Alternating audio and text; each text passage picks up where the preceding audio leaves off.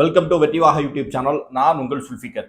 இன்னைக்கு இந்த வீடியோவில் நாம் எதை பற்றி பேச போகிறோம் அப்படின்னு சொன்னால், பேட்டை டிவி அப்படின்னு ஒரு யூடியூப் சேனல் இருக்குது. ஃபாரூக்னு சொல்லக்கூடியவரும் மன்சூர்னு சொல்லக்கூடிய 2 பேர் அண்ணன் தம்பி. 2 பேருமே தொடர்ந்து வீடியோ போட்டு வராங்க.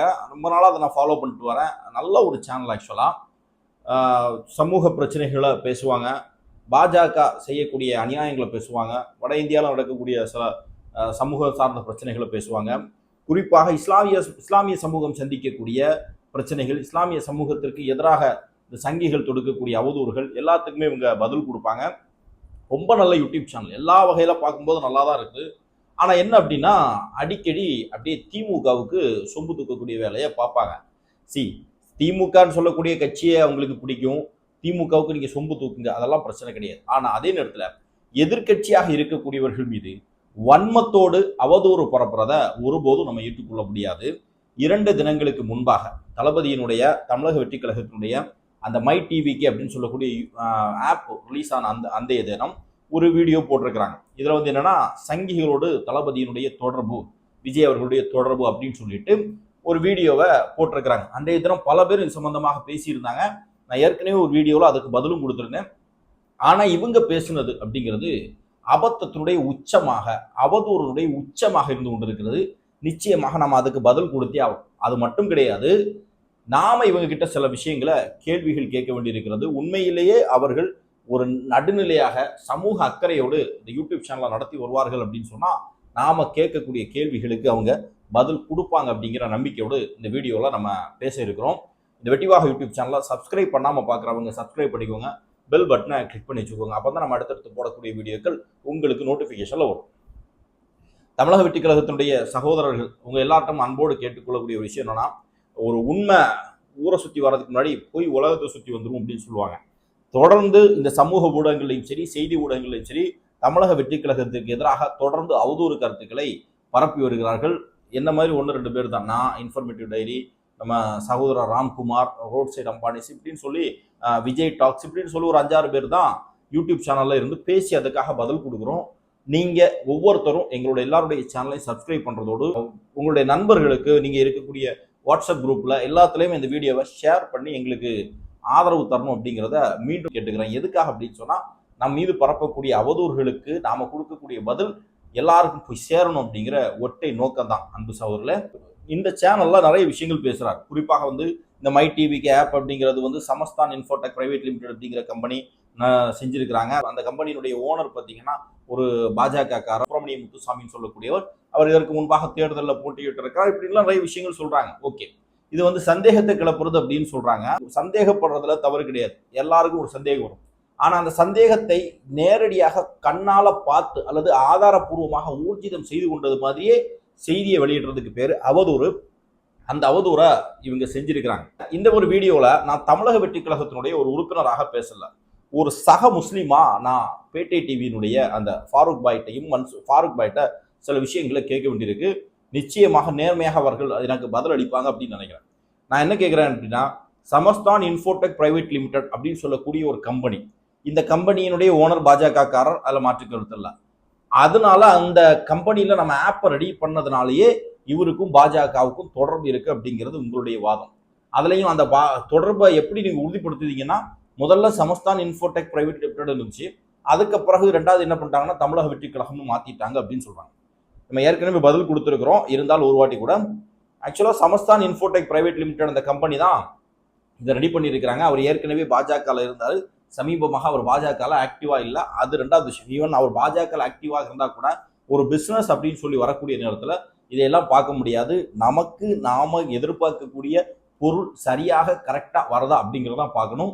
நானே பல பிஜேபிக்காரர்களோடு பிசினஸ்ல தொடர்பில் இருக்கிறேன்.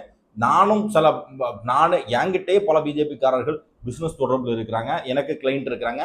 அப்படியெல்லாம் இருக்குது. ஸோ அது பிசினஸ். அதை தாண்டி அதுல வேற எந்த விதமான தொடர்பும் இருக்காது. இன்னொன்று, இதெல்லாம் செய்யணும் அப்படின்னு சொன்னா இதெல்லாம் மறைமுகமாக செய்வாங்க, இந்த அளவுக்கு வெளிப்படையாக செய்வாங்க அப்படிங்கிற பேசிக் சென்ஸ் ஒன்று வேணும். 2வது என்ன விஷயம்னா, முதல்ல சமஸ்தான் இன்ஃபோடெக் பிரைவேட் லிமிடெட் இருந்துச்சு, அதுக்கு பிறகு தமிழக வெற்றி கழகம்னு இருக்குது அப்படின்னாங்க. நம்ம ஒரு சில டெக்னிக்கல் பர்சன்ட்ட கேட்கும்போது அவங்க என்ன சொல்றாங்கன்னா, முதல்ல ஆரம்பத்தில் அந்த ஆப் லான்ச் பண்றதுக்கு முன்னாடி அது ஆக்சுவலா எந்த கம்பெனி தயார் செஞ்சிருக்கிறாங்களோ அந்த கம்பெனியுடைய பேரில் டொமைன் யார் வாங்கியிருக்கிறாங்க, ஸோ அந்த மாதிரி தான் வரும்.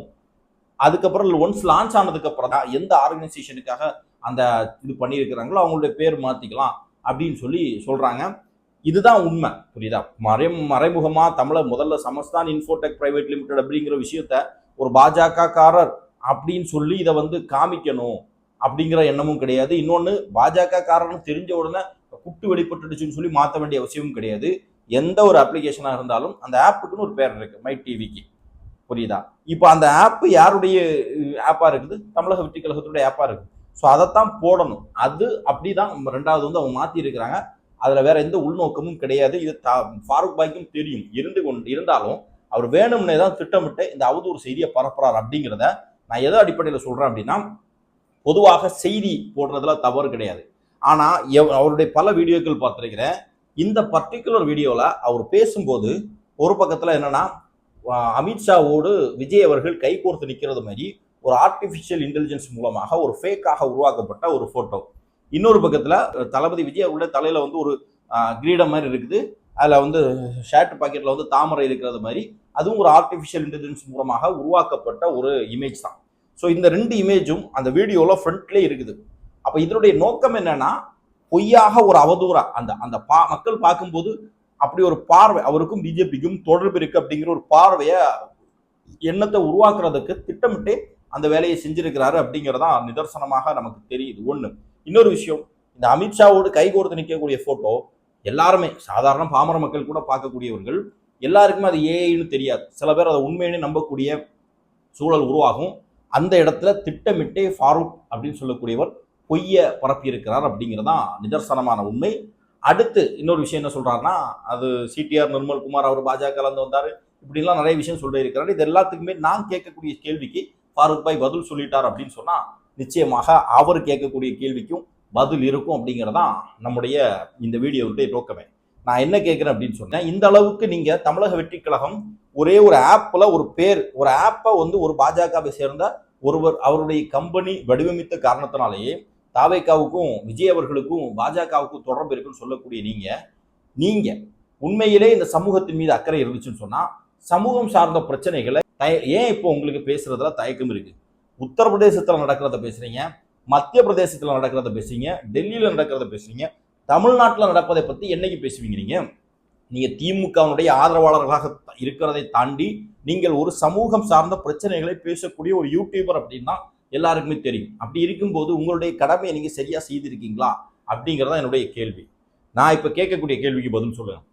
இஸ்லாமிய சிறைவாசிகளுடைய விடுதலை, நான் ஆட்சிக்கு வந்தா இஸ்லாமியர்களை விடுதலை செய்வேன், அப்பாவி சிறைவாசிகளை விடுதலை செய்வோம்னு சொல்லிட்டு திமுக வாக்குறுதி கொடுத்து ஆட்சிக்கு வந்தாங்க. ஆட்சிக்கு வந்து 4 வருஷம் ஆகுது. இவர்கள் விடுதலை செய்யலையான்னு கேட்டா செஞ்சிருக்கிறாங்க, மாற்று கருத்தே கிடையாது. மொத்தம் 35 பேர்ல பாஷாபாய் இறந்துட்டார். மீதம் 34 பேர்ல 12 பேர் அல்லது 10 பேர் ரிலீஸ் ஆயிருக்கிறாங்க. மீதம் இருக்கக்கூடிய 24 பேர் ரிலீஸ் ஆகல. தற்போதைக்கு தற்காலிகமாக பரோல்ல இருக்கிறாங்களே தவிர அவங்க யாருமே நிரந்தரமாக ரிலீஸ் ஆகல. நாளைக்கே ஒரு அசம்பாவித சம்பவம் நடந்தாலும் அல்லது நாளைக்கே ஆட்சி மாற்றம் வந்தாலும் மீண்டும் இவர்கள் இத்தனை பேரும் சிறைக்கு போறதுக்கான வாய்ப்புகள் 100% இருக்கக்கூடிய பட்சத்துல ஆட்சி பொறுப்புக்கு ஏற்ற திமுக கடந்த 4 வருஷம் ஆயும் இதுவரையிலும் முழுமையாக இஸ்லாமிய சிறைவாசிகளுடைய விடுதலையை இதுவரையிலும் சாத்தியப்படுத்தலையே. இது ஏன் செய்யல? உங்களை நம்பிதான் இந்த மக்கள் வாக்களித்தார்கள் அப்படின்னு கேட்பதற்கு ஏன் ஃபாரூக் பாய்க்கு சமீப காலத்துல வாய் வரல? ஏன் அதை சம்பந்தமா நீங்க பேசுறதே கிடையாது அப்படிங்கிறது நம்முடைய முதல் கேள்வியாக இருக்கிறது. ரெண்டாவது, சுப்பிரமணிய முத்துசாமியிடம் இருந்து ஒரு ஆப், அவருடைய கம்பெனில இருந்து ஆப் வாங்கினதையே பாஜகவோடு தாவேக்காவுக்கு கூட்டணி இருக்குது அப்படின்னு சொல்லிட்டு முடிச்சு போடக்கூடிய நீங்க சமீபமா நேத்து வரைக்கும் பாஜக கூட்டணியில இருந்து பாஜக என்னை சேர்த்துக்காதான்னு கெஞ்சி கூத்தாடின ஓ பன்னீர்செல்வம், சிஏஏ சட்டத்தை ஆதரித்தவர், அவருடைய மகன் ஓபி ரவீந்திரநாத் ஓப்பனாகவே இஸ்லாமிய சமூகத்துக்கு எதிராக பேசினார். வாரணாசியில போய் மோடிக்காக ஆதரவாக பிரச்சாரம் செய்தார். அவர் ஆட்சி கடந்த அதிமுகவுடைய ஆட்சி முழுக்க பிஜேபியுடைய கட்டுப்பாட்டில் போறதுக்கு முழு காரணமே இந்த ஓபிஎஸ் தான். இந்த ஓபிஎஸ் சமீபத்துல முதல்வர் மு க ஸ்டாலின் அவர்களை சந்தித்திருக்கிறார்கள். பாஜக கூட்டணியிலிருந்து வெளியே வர்றாங்க, அன்னைக்கே மு க ஸ்டாலின் அவரோடு சந்திக்கிறாங்க. சந்திக்கிறது தப்பான்னு கேட்டா இல்ல, சந்திக்கிறது பிரச்சனையே கிடையாது. அவர் கூட கூட்டணி வைக்கலாமான்னா கூட்டணி வைக்கிறதுல என்னை பொறுத்தவரையிலும் பிரச்சனை கிடையாது. ஏன்னா அங்க பாஜக இருந்து வெளியே வந்துட்டார். ஆனா நடுநிலையாக இதை அணுகக்கூடியவர்கள், இஸ்லாமியருடைய ஆதரவாக பார்க்கக்கூடியவர்கள், யார் சமூகத்துல பாஜகவோடு தொடர்புல இருந்தாலும் அவர்களை சந்தேக கண்ணோடு பார்க்கக்கூடிய பேட்டை டிவி ஃபாரூக் பாய் ஏன் இந்த விஷயத்துல கேள்வி கேட்கல, இல்ல ஓபிஎஸ் ட்ரோல் பண்ணல, அல்லது ஓபிஎஸ் முதல்வர் சம்பந்தமாக உங்களுடைய கருத்துக்களை பதிவு செய்யல அப்படிங்கிறது என்னுடைய ஒரு கேள்வி. இதுக்கு நீங்க பதில் சொல்லுவீங்களான்னு பார்ப்போம். அடுத்து நாம ஒரு பக்கத்துல சொல்லிட்டு இருக்கிறோம், நீங்க சொல்றீங்க தாவேகா பிஜேபி கூட்டணி இருக்குது, மறைமுக கூட்டணி இருக்கு அப்படின்னு சொல்றீங்க. நாம பதிலுக்கு திமுக பாஜகவோடு மறைமுகமாக கூட்டணியில் இருக்கு அப்படின்ட்டு ஆதாரப்பூர்வமா நம்ம சில விஷயங்களை சொல்றோம். அந்த ஆதாரத்துல மெருகேற்றக்கூடிய வகையில அந்த தரப்புல இருந்தே ஒரு வாய்வழி வாக்குமூலத்தை கொடுத்திருக்கிறாங்க. சமீபத்துல நிர்மலா சீதாராமன் அவர்கள் இந்த நிதி சம்பந்தமாக பேசும்போது திமுகவுடைய அமைச்சர்கள் எல்லாம் தனிப்பட்ட முறையில என்கிட்ட பேசும்போது என்ன பாராட்டுறாங்க, என்கிட்ட தேங்க்ஸ் சொல்றாங்க, என்கிட்ட நல்லபடியா பேசுறாங்க. ஆனா பொது மேடைகள்ல பேசும்போது அல்லது ஊடகங்கள்ல பேசும்போதுதான் மத்திய அரசுக்கு எதிராக பேசுறாங்க அப்படின்னு சொல்லி திமுக காரங்க சொல்லல, பாஜகவினுடைய நிதியமைச்சர், ஒன்றிய நிதியமைச்சர் பேசுறாங்க. இது சம்பந்தமாக ஏன் ஃபாரூக் பாய் தங்களுடைய கருத்துக்களை பதிவு செய்யல? மறைமுகமாக கூட்டணியில் இருக்கிறாங்க, மறைமுகமாக எங்களோடு ஆதரவாக இருக்கிறார்கள் அப்படின்னு சொல்லிட்டு யார் உறுதிப்படுத்துறா? நிர்மலா சீதாராமன், இந்தியாவுடைய ஒன்றிய நிதியமைச்சர் உறுதிப்படுத்துறாங்க. அது சம்பந்தமாக உங்களுடைய கருத்து என்ன, பேசியிருக்கீங்களா அப்படிங்கிறதா என்னுடைய கேள்வி.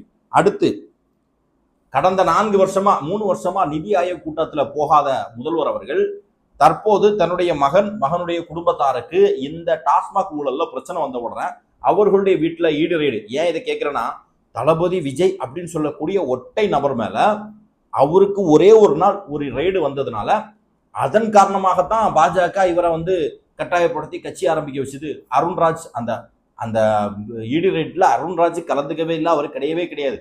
அது ஒரு ஃபேக் வீடியோ. ஆனா இன்னைக்கும் அதை நம்பிக்கிட்டு அருண்ராஜ் தான் அந்த ரெய்டு நடத்தினார் சொல்லி உங்க வீடியோல நீங்க பேசுறீங்க.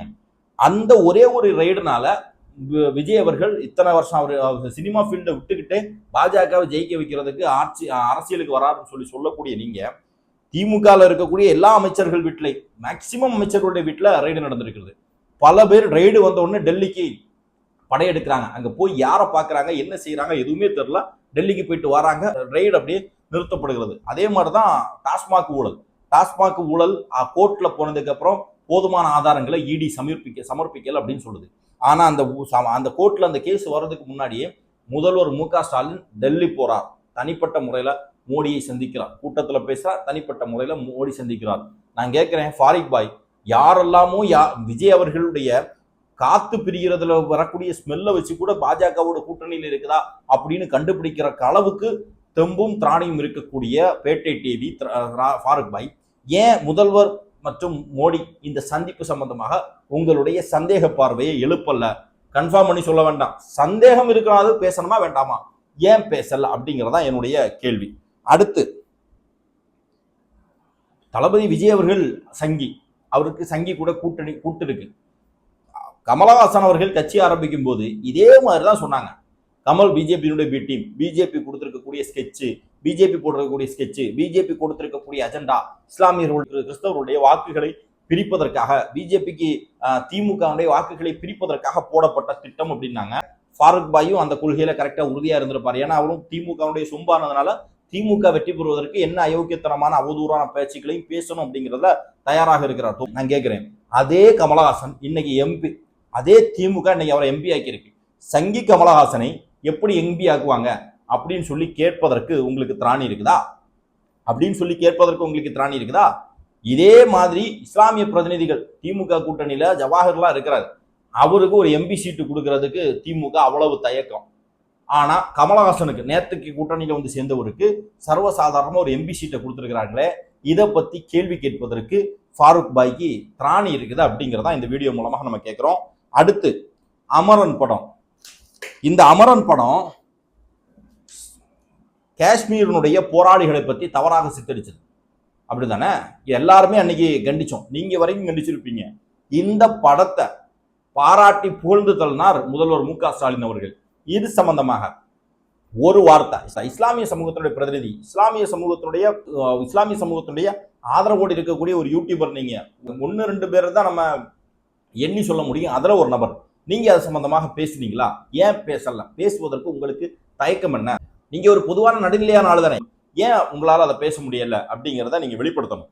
அடுத்து தொடர்ந்து சமூக பிரச்சனைகளை பத்தியே பேசிட்டு இருக்கீங்க, சமூகத்தில் இருக்கக்கூடிய தவறுகள் எல்லாமே பேசுறீங்க.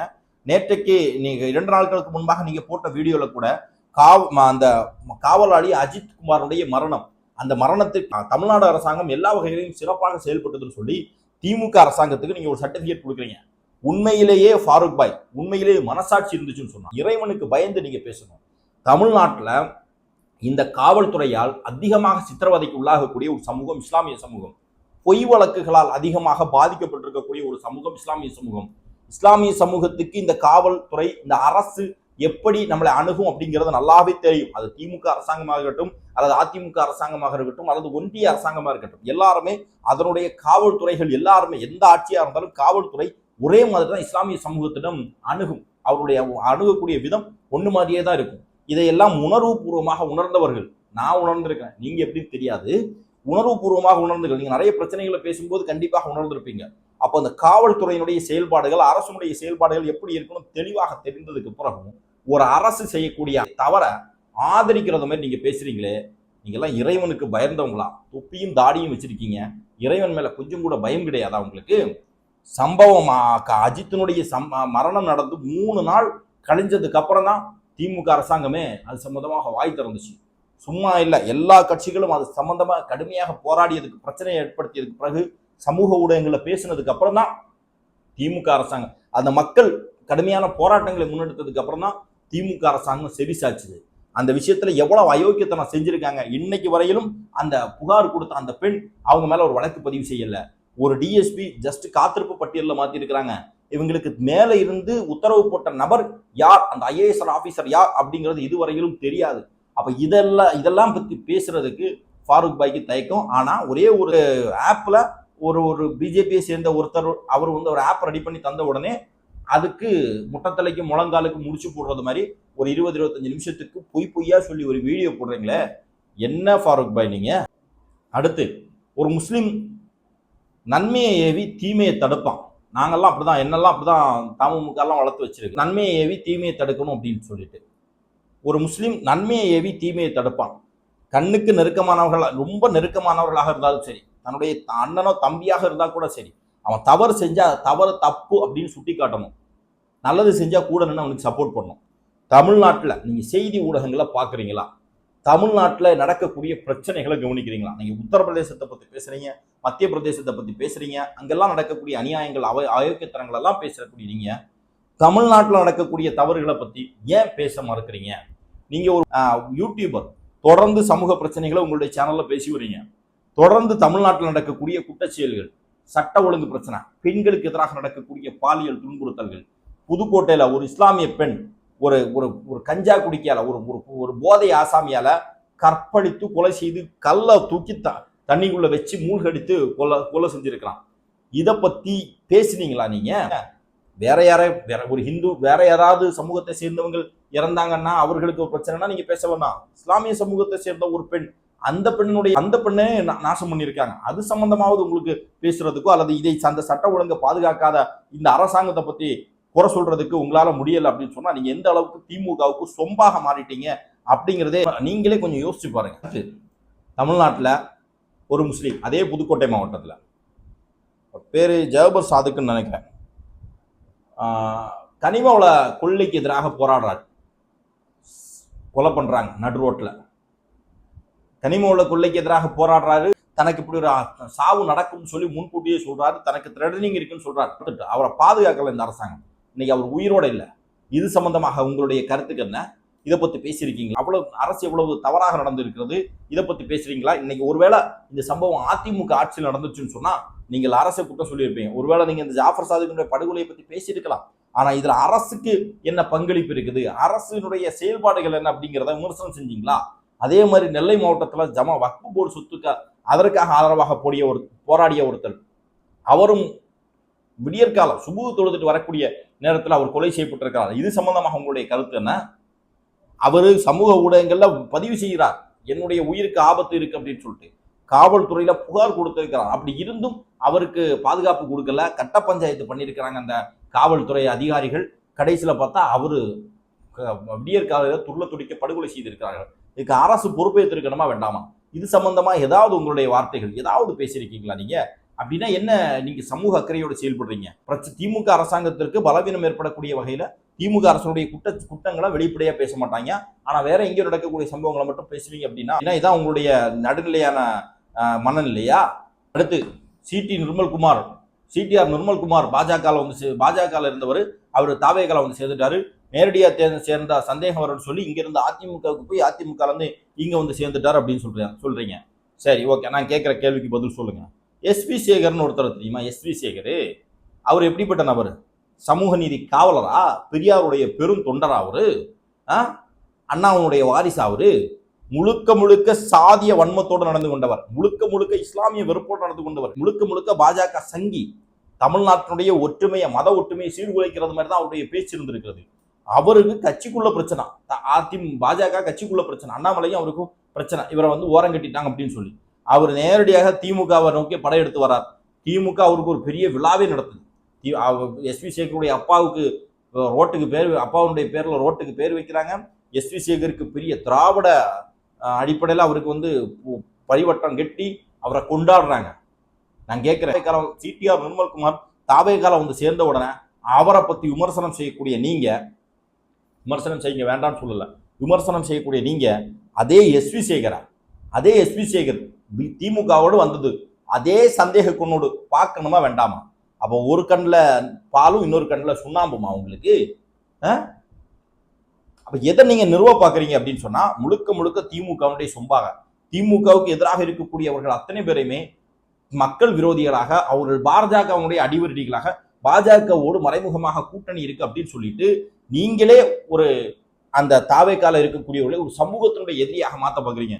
இது எவ்வளவு அயோக்கியத்தனமான சிந்தனை தெரியுமா? முதல்ல ஒரு விஷயத்தை பத்தி உண்மை தெரியாம தெளிவாக இல்லாம அதை பத்தி பேசுறது, தவறாக பேசுறது, அவதூறு பரப்புறதுக்கு சமம். அப்படிப்பட்ட அவதூறை நீங்க ஒரு யூடியூப் சேனல்ல இருந்து பேசுறீங்களே, இது எப்படி இதை ஏத்துக்க முடியும்? அப்போ உங்களுடைய நோக்கம் என்ன அப்படின்னு சொன்னா திமுகவுக்கு எதிராக இருக்கக்கூடிய எல்லா சக்திகளையுமே வந்து ஜஸ்ட் அவர்களை வந்து இந்த சமூகத்தினுடைய எதிரிகள் மாதிரி மாற்றணும் அப்படிங்கிறதா உங்களுடைய நோக்கம். அதற்காக தொடர்ந்து நீங்க செயல்பட்டு கொண்டிருக்கிறீங்க. திமுக செய்யக்கூடிய அயோக்கியத்தனங்களை பத்தி பேச மாட்டீங்க, திமுக நடக்கக்கூடிய தவறுகளை பத்தி பேச மாட்டீங்க, தமிழ்நாட்டில் நடக்கக்கூடிய பிரச்சனைகளை பத்தி பேச மாட்டீங்க. ஆனா திமுகவுக்கு எதிராக இருக்கக்கூடிய எல்லாரையுமே வந்து பிஜேபியினுடைய அடிவருடிகளாக நீங்க சித்தரிக்க பாக்குறீங்க. இது மிக மிக கடைந்தெடுத்த அயோக்கியத்தனம் அப்படிங்கிறதுல மாற்று கருத்து இல்லை. இன்னொன்னு, நீங்க ஒரு இஸ்லாமிய சமூகத்தை பிரதிநிதித்துவப்படுத்துறது மாதிரி தான் உங்களுடைய சேனல் இருக்குது, உங்களுடைய சேனல் இருக்கு. அப்போ நீங்க என்ன சொல்ல வரீங்க? நீங்க இந்த முஸ்லிம் சமூகம் தாவேகாவுக்கு எதிராக இருக்குது அப்படின்னு சொல்ல வரீங்களா? இல்ல தாவேகால இருக்கக்கூடிய தொண்டர்கள் எல்லாம் இஸ்லாமிய சமூகத்தை எதிர்க்கணும் அப்படின்னு சொல்ல வரீங்களா? தொடர்ந்து யாராக இருந்தாலும் திமுகவை தவிர மீதம் இருக்கக்கூடிய எல்லா சக்திகளையுமே இந்த சமூகத்திற்கு எதிராக திசை திருப்பி விடுறதுடைய நோக்கம் என்ன? பாஜக அவர்கள் ஏற்கனவே வந்து இஸ்லாமிய சமூகத்துக்கு எதிரான மனநிலை கொண்டவர்கள், அவருடைய சித்தாந்தம் கொண்டவர்கள். அந்த அடிப்படையில் அவர்கள் இஸ்லாமிய சமூகத்துக்கு எதிராக இருக்கிறார்கள். மீதம் இருக்கக்கூடிய யாராக இருந்தாலும் சரி, அவர்கள் இஸ்லாமிய சமூகத்திற்கு எதிரி அப்படின்னு சொல்லி நீங்கள் ஒரு கட்டமைக்கிறீங்க. இது என்ன வகையில நியாயம்? ஒரு சமூகத்தினுடைய ஒரு மனிதனாக இருக்கக்கூடிய நீங்கள், உங்களுக்கு கொஞ்சம் கூட அது சம்பந்தமான பொறுப்புணர்வு இருக்குதா இல்லையான்னு தெரியல. கொஞ்சமாவது பொறுப்புணர்வு இருக்குதா? ஒரு கட்சிக்கு ஆதரவாக நீங்க பேசுங்க. ஆனா அந்த நேரத்துல ஒரு கட்சிக்கு ஆதரவாக பேசக்கூடியவர் ஒரு சமூகத்தையே ஒரு கட்சிக்கு எதிராக திசை திருப்பணுங்கிற முயற்சியை வந்து செய்யறது எவ்வளவு பெரிய அயோக்கியத்தனம். நாளைக்கு இதே திமுக பாஜகவோடு ஒரு கூட்டணி வச்சா என்ன செய்வீங்க நீங்க? இதே திமுக இதற்கு முன்னாடி பாஜகவோடு கூட்டணியில இருந்தது கிடையாதா? இருந்திருக்கிறாங்க. மீண்டும் பாஜகவோடு கூட்டணியில வரமாட்டோம்னு சொல்றது வெளிப்படையா அவங்க சொல்லுவாங்களா? சொல்ல மாட்டாங்க. அப்படி இருக்கக்கூடிய பட்சத்துல இதை எப்படி நீங்க இது பண்றீங்க? இன்னொன்னு சொல்றீங்க, பாஜகவோடு நாங்க மறைமுகமான கூட்டணியில இருக்கிறோம் அப்படின்னு சொல்றீங்க. நான் கேட்கிறேன், இந்தியா கூட்டணியில சிவசேனா இருக்குது. சிவசேனாவுடைய கொள்கை என்ன? பாபர் மசூதி விஷயத்துல சிவசேனாவுடைய கொள்கை என்ன? பொது சிவில் சட்டத்தினுடைய விஷயத்துல சிவசேனாவுடைய கொள்கை என்ன? சிஏ என்ஆர்சி விஷயத்துல சிவசேனாவுடைய கொள்கை என்ன? அப்ப நேரடியாக சங்கி மனநிலையில் இருக்கக்கூடிய ஒரு கட்சி இந்தியா கூட்டணியில் இருக்கலாம், இஸ்லாமியர்களுடைய வாக்குகளை வாங்கலாம், இந்தியா கூட்டணியில் இருக்கக்கூடிய கட்சிகள் அவங்களுக்கு ஆதரவாக செயல்படலாம். ஆனா இந்த கட்சிக்கும் பாஜகவுக்கும் சம்பந்தமே இல்லை, தாவேக்காவுக்கும் கொள்கை எதிரின்னு சொல்லி அறிவிச்சு வேலை பார்த்துட்டு இருக்கிறாங்க.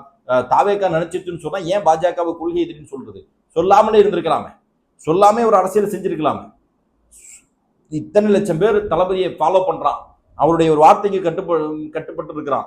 அவர் என்ன சொல்றாங்களோ, இவனை நம் நண்பன் சொன்னா நண்பன் ஏத்துக்கிறாங்க. ஒருத்தரை எதிரின்னு சொன்னா எதிரின்னு ஒரு முடிவு பண்றான். அப்படி இருக்கக்கூடிய இடத்துல ஏன் ஒரு நபர் வந்து பாஜகவுக்கு உண்மையிலே மறைமுகமான ஆதரவாளராக இருந்தா ஏன் பாஜக நம்முடைய எதிரின்னு சொல்ல போறாங்க? சைலண்டா விட்டுருக்கலாமே. அதை விடல. ஏன்னா எங்களுக்கு தெரியும் தமிழக வெற்றி கழகத்துக்கு யார் எதிரி, கொள்கை எதிரின்னு சொல்லி அறிவிப்பு செஞ்சிருக்கிறோம்.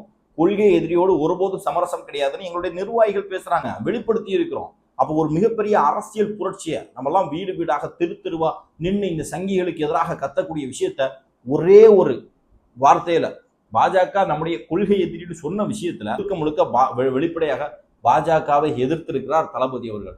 இந்த ஒரு விஷயம் போதாதா? இன்னும் பல விஷயங்கள் தமிழக வெற்றி அவர்கள் கொண்டு வந்திருக்கக்கூடிய அயோக்கியத்தனமான சட்டங்கள் எதிர்த்திருக்கிறார். நீங்க சொன்னீங்க பீகார்ல வரக்கூடிய எஸ்ஐஆர் சட்டத்தை மு.க. ஸ்டாலின் எதிர்த்தார், தமிழக அரசு எதிர்த்தது, இதுவரையிலும் விஜய் அவர்கள் எதிர்க்கல அப்படின்னு சொல்லிட்டு ஒரு கடைந்தெடுத்த பொய்ய சொல்றீங்க. தெரிஞ்சு சொல்றீங்களா தெரியலையான்னு தெரியல. இந்த எஸ்ஐஆர் சட்டம் முதலாக வந்த உடனே தமிழ்நாட்டில இருந்து முதல் கண்டன குரல் தமிழக வெற்றி கழகத்தின் சார்பாக தான் வெளிவந்துச்சு. அது தெரியுமா உங்களுக்கு? தேர்தல் மேலாண்மை பொதுச் செயலாளராக இருக்கக்கூடிய ஆதவ் அர்ஜுனா தன்னுடைய முதல் கண்டனத்தை தளபதியினுடைய அனுமதியோடு வெளிப்படுத்தி இருந்தார்கள். இதை நீங்க பாத்தீங்களான்னு தெரியல. அப்போ ஒரு ஊடகத்துல இருந்து பேசக்கூடியவர்கள் குறைந்தபட்சம் ஒரு கட்சியை பற்றி பேசும்போது அந்த கட்சி என்ன செயல்பாடுகள் செஞ்சிருக்கு அப்படிங்கிறது கூட உங்களுக்கு தெரிய மாட்டேங்குதுன்னு சொன்னா நீங்க எதை கட்டமைக்க விரும்புறீங்க அப்படிங்கிறது தான் என்னுடைய கேள்வி. நான் ஒரு தாவேகாவுடைய ஆதரவாளராகவோ தாவேகாரனாகவோ நான் இதை கேட்கல.